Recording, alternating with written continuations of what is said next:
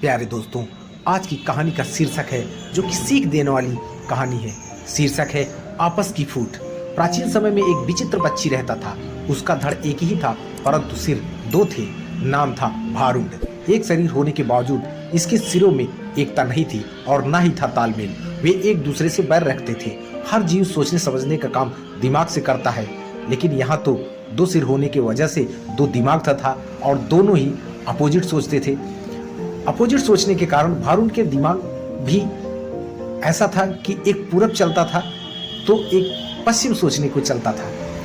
फल यह होता था कि टांगे एक कदम पूरब की ओर चलती थी तो अगला कदम पश्चिम की ओर, और भारुड स्वयं को वही खड़ा पाता था।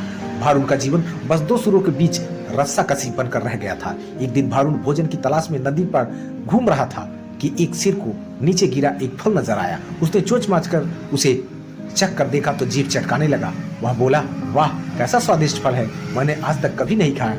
भगवान ने दुनिया में क्या क्या चीजें बनाई है। अच्छा जरा मैं भी चख कर देखूं, कहकर दूसरे ने अपनी चोंच उस फल की ओर बढ़ाई ही थी कि पहले ने झटक कर दूसरे सिर को दूर फेंका और बोला, अपनी गंदी चोंच इस फल से दूर रही रख। यह फल मैंने पाया है और इसे मैं ही खाऊंगा। अरे हम दोनों एक ही शरीर के भाग हैं, खाने पीने की चीजें तो हमें बांट कर खानी चाहिए। दूसरे सिर ने दलील दी।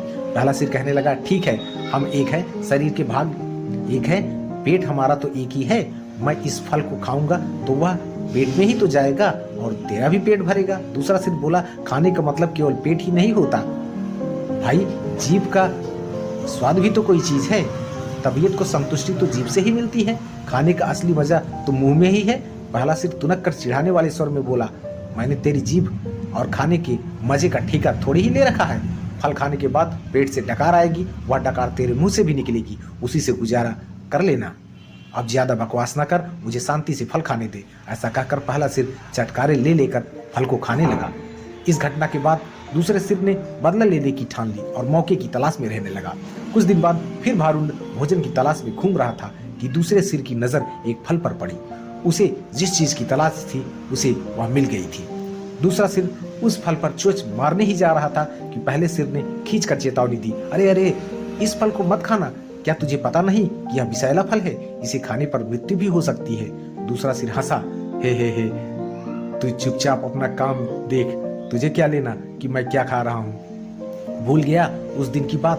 पहले सिर ने समझाने की कोशिश की, तूने यह फल खा लिया तो हम दोनों मर जाएंगे। दूसरा सिर तो बदला लेने पर उतारू था, बोला, मैंने तेरे मरने जीने का ठेका थोड़े ही ले रखा है।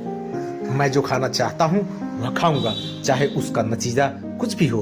अब मुझे शांति से विषैला फल खाने दे। दूसरे सिर ने सारा विषैला फल खा लिया और भारुड तड़प तड़प कर मर गया। दोस्तों, इस कहानी से सीख मिलती है कि आपस की फूट हमेशा सदा ले डूबती है। प्यारे दोस्तों, कहानी कैसी लगी कमेंट बॉक्स में जरूर बताएं और चैनल को सब्सक्राइब करें। ईश्वर आपकी मनोकामना जल्द पूर्ण करे।